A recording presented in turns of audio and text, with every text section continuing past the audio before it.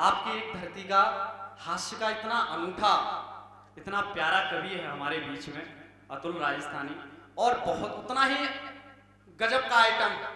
ये दिल्ली में काम करता है हॉस्पिटल में, तो वहां का एक चाइनीज भर्ती हो गया। अच्छा, ये कंपाउंडर पहुंच गया हालचाल पूछने, तो उसने पूछा हाँ भाई सब ठीक है। अब उसने 2 बार बोला चिंग चोंग चिंग। उसने कहा अरे चिंग चोंग चिंग क्या, तेरा हाल फाल ठीक है? उसने फिर बोला चिंग चोंग चिंग, चिंग चोंग चिंग, और लुढ़क गया। उधर से डॉक्टर आया, बोले कि क्या हुआ? कि साहब मैं तो हालचाल पूछने आया, ये निपट गया। बोले कि कैसे निपट गया? कि पता नहीं, मैं तो इससे हालचाल पूछ रहा था, ये कर रहा था चिंग चोंग चिंग, चिंग चोंग चिंग, चिंग चोंग चिंग। अबे बेवकूफ, वो ये कह रहा था ऑक्सीजन की नली पर से पैर तो हटा। इतना गजब का आइटम है। कल तो इसका मेरे पास फोन आया, बोले गिरिराज भैया, मैंने कहा हाँ। बोले इंग्लैंड से फोन आ गया कवि सम्मेलन के लिए, इंग्लैंड से फोन आ गया, चाइना से फोन आ गया, रूस से फोन आ गया। मैंने कहा वाह, चाइना से फोन आ गया, इंग्लैंड से फोन आ गया, रूस से फोन आ गया। मैंने कहा अमेरिका से नहीं आया? बोले कि अमेरिका से आने वाला ही था, कितने में पिताजी का जूता आ गया और मेरी नींद खुल गई। इतना गजब का आइटम है। और मैं ज्यादा देर माइक और इसके बीच में रहना भी नहीं चाहता हूं, क्योंकि मैं चाहता हूं आप लोगों को आनंदित दे।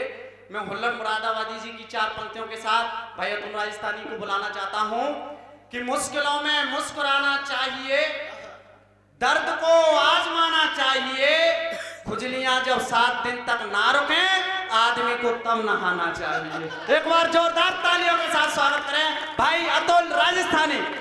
हाँ भाई अतुल राजस्थानी, स्वागत है। आप लोगों की उपस्थिति को नमन करता हूँ। अभी हमारी दीदी ने इतनी भयंकर कविता सुना दी कि रोंगटे खड़े हैं। प्रॉब्लम ये नहीं है साहब रोंगटे खड़े है गए, प्रॉब्लम ये है कि रोंगटे बैठे नहीं रहे। बढ़िया बढ़िया तो साहब मैं तो हास्य का कवि हूँ, एक बार मुझसे जुड़ जाएंगे तो आपको बॉलीवुड तक की यात्रा कराऊंगा। मैं ज्यादा भूमिका नहीं बनाऊंगा साहब, क्योंकि भूमिका ही वो लड़की थी जिसने मुझे कवि बना दिया, और मैं ज्यादा किसी को प्रणाम भी नहीं कर सकता, क्योंकि प्रणाम ही वो लड़का था जो मेरी भूमिका को ले गया। सच बता रहा हूँ साहब, इसलिए सीधा सीधा अपनी बात से जोड़ता हूँ और आपको बॉलीवुड की यात्रा कराता हूँ। स्वागत है। सच बता रहा हूँ साहब, मोदी जी ने 3 तलाक खत्म कर दिया। मैं तो टेंशन में आ गया, क्योंकि मैं टेंशन का कवि कि मैंने नई फोन हैंग कर दी, मैंने नई फोन हैंग कर दी और खींच सेल्फी गैलरी भर दी, खींच सेल्फी गैलरी भर दी। मैंने गुस्से में पत्नी से कहा तलाक तलाक तलाक, उसने इतनी सी रिकॉर्डिंग मोदी जी को सेंड कर दी। ऐसी घटनाएं घट जाती हैं साहब। सच बता रहा हूँ साहब, अभी क्या मोदी जी ने लॉकडाउन लगा दिया। जब पहला लॉकडाउन लगा तो नाइयों की भी दुकान बंद हो गई। फिर टेंशन में आ गया कि बढ़ते बालों को देखकर हम घबराने लगे और दिन प्रतिदिन टेंशन में आने लगे। एक दिन निकले थे छत पे बाल सुखाने, कमबख्त पड़ोसी भी आंख मार बुलाने लगे। ऐसी घटना घट जाती है साहब। मैं सच बता रहा हूँ साहब, एक बार वो साइंस की लैब में चला गया। सच बता रहा हूँ, देखो मेडिकल का आदमी हूँ, इसलिए मेडिकल में तो साइंस का पूरा काम होता है। मैं लैब में चला गया, वहाँ एक मैडम बैठी, मैंने जाते ही कह दिया दिल में जरा सी जगह दे दे। मैडम बोली दिल भर चुका है, फेफड़ों में रह गया। लेकिन साहब मैं राजस्थानी आदमी, वो भी राजा खेड़ा का, और ऊपर से घड़ी जा पड़ता, जहाँ पे दिन रात बाढ़ आती रहती है, फिर भी मैं अपना बिस्तर बोरी झाके पेड़ों पे पहाड़ों पे चढ़ जाता हूँ। ऐसा आदमी। तो मैंने जाते ही मैडम से कह दिया, मैडम ने कहा, मैंने कहा दिल में जरा सी जगह दे दे। मैडम बोली दिल तो भर चुका है, फेफड़ों में रह ले। मैंने कहा फेफड़ों में रख कर क्या रेस्पिरेशन कराएगी? फेफड़ों में रख कर क्या रेस्पिरेशन कराएगी, या फिर श्वसन तंत्र का कोई फेफड़ा बनाएगी? मैडम बोली फेफड़ों में तेरी दोस्ती ऑक्सीजन से कराऊंगी, फिर पूरे ब्लड में ऑक्सीजन के साथ घुमाऊंगी। क्या बहुत बढ़िया, एक बार तालियां बजा करके इसका उत्साहवर्धन कर रहे हैं। लेकिन साहब मैं राजस्थानी आदमी, मैंने राजस्थानी भाषा में जवाब दिया। हाँ। जवाब अच्छा लगे तो आगे से पीछे तक तालियां चाहूंगा। मैंने कहा तेरे प्यार में कुछ ऐसा कर जाऊंगा बन के निमोनिया तेरे फेफड़ों कि तेरे प्यार में कुछ ऐसा कर जाऊंगा बनकर निमोनिया तेरे फेफड़ों में बैठ जाऊंगा। अगर फिर भी पूरा ना हो इसके तेरा तो अपनी दोनों किडनी बेचकर इसे पूरा कर जाऊंगा। क्या बात है, बहुत बढ़िया।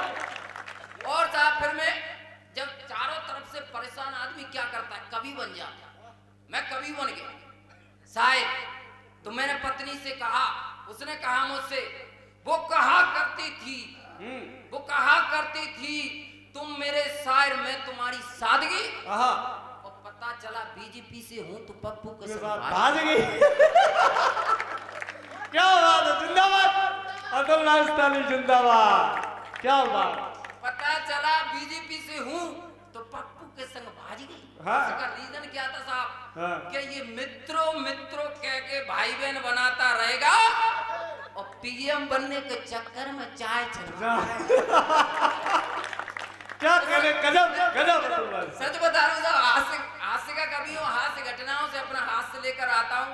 सच बता रहा हूँ, एक बार क्या हुआ, वो राजा खेड़ा का एक व्यक्ति 4-5 बूढ़े बड़े धौलपुर के बस रेलवे स्टेशन पे खड़े और जाते एक ने कही, औरत तू बहुत तो ने को ज्यादा पढ़ो लिखो वैसो कर, तू जाके टिकट ले आ।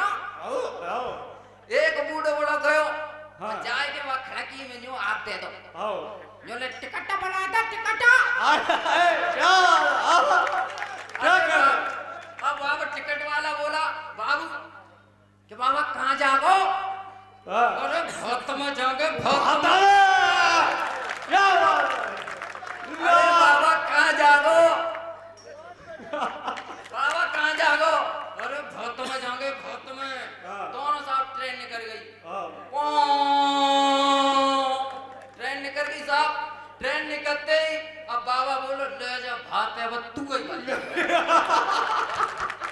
सच बता रहा हूँ, राजा खड़ा का आदमी अपनी मस्ती में रहता। सच बता रहा हूँ। अभी क्या हुआ, एक राजा खड़ा के एक व्यक्ति ने हेलीकॉप्टर उड़ाना सीख लिया। हेलीकॉप्टर उड़ाना सीख लिया तो घर आया, बीवी ने पूछी, अरे तुम क्या करो फौज में? कोई हेलीकॉप्टर उड़ावे। अच्छा। कि हेलीकॉप्टर कैसे उड़े? कि ला हेलमेट। हेलमेट लगा लो। बस आप हेलमेट लगा के और क्या करने लगे, जहाँ भैंस पोए बंद रही वही न्यू करके जो न्यू करेगा, गैया बंदी माँ ब्यानी। गैया ने खूंटा से रस्सी खारी और गैया ने चेत दो डोकरा के मुंड में तो डोकरा कह रो, ओ पायलट जा हेलीकॉप्टर बंद कर, सवारी के मुंड फूट गए। मैं घटना हुआ कभी हो। अब साहब मैं आपको बॉलीवुड की यात्रा कराता हूँ, उसके बाद में स्वागत है भैया। एक बार जोरदार तालियां बजाइए आज के अपने आनंद का इतना प्यारा।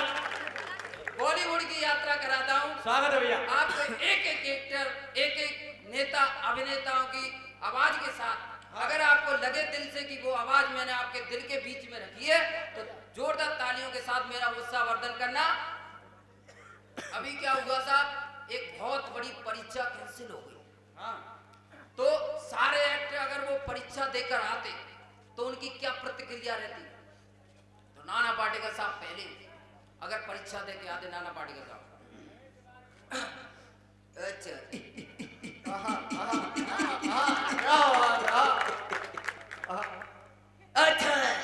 अच्छा परीक्षा कैंसिल होगी, वैसे भी मेरे 40 से ज्यादा नंबर नहीं आने वाले। अच्छा ये देख, कलम भाई क्रांति लाना चाहती थी, कलम के बल पर मास्टर बनना चाहती थी, लेकिन उसको गेट के अंदर ही नहीं घुसने दिया। ये पड़ोसी का बच्चा ये कुछ नहीं बन सकता, ये मास्टर बनने का सपना देखता है, लेकिन ध्यान में रखना इस बार ऐसी नकल फकल कुछ नहीं होने वाली है। और साहब नाना पाटेकर साहब हटे, पीछे से राजपाल यादव साहब आ गए। राजपाल यादव साहब, अरे नाना भैया हमको बताओ, तुमको तुम्हारी कसम, हमने तो जीवन लाल से लेकर मुन्ना लाल तक जुगाड़ करी थी। अरे हमने तो जीवन लाल से लेकर अगर मुन्ना लाल तक जुगाड़ कर दी थी, तुम्हारी कसम इस बार तो शादी हो ही जाती। और साहब नाना पाटेकर साहब फिर गुस्से में आ गए। नाना पाटेकर साहब, राजपाल ज्यादा बहस मत करो, हमने अभी सोचा था हमारी भी शादी हो जाती, लेकिन कहाँ हुआ। और साहब ये हटे राजपाल यादव साहब, तुम राजकुमार साहब आ गए। राजकुमार साहब, यानी ये तो हमारे जीवन लाल का कमाल था भाई। किस्मत से हमारे भजन लाल से मिल लेते तो जलकर भस्म हो जाते। और साहब अगर वो उसी एग्जाम को सुनील शेट्टी साहब दे के आते, तो सुनील शेट्टी साहब सुनील शेट्टी साहब एग्जाम पास करके खुशी में अंजलि के पास गए, अंजलि का हाथ मांग रहे। सुनील शेट्टी साहब, चले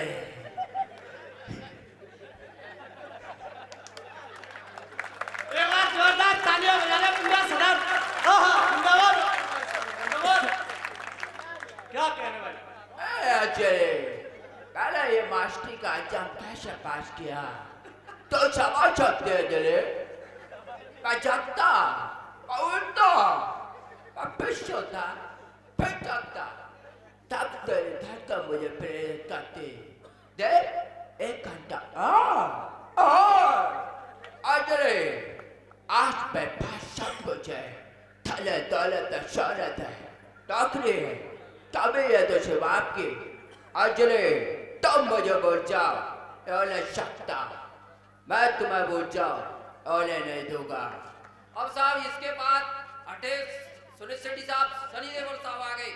सनी देओल साहब, साहब तारीख देने से पहले मैं कुछ अर्ज करना चाहूंगा। पहले तारीख में मैंने AWS लगाने की कोशिश की,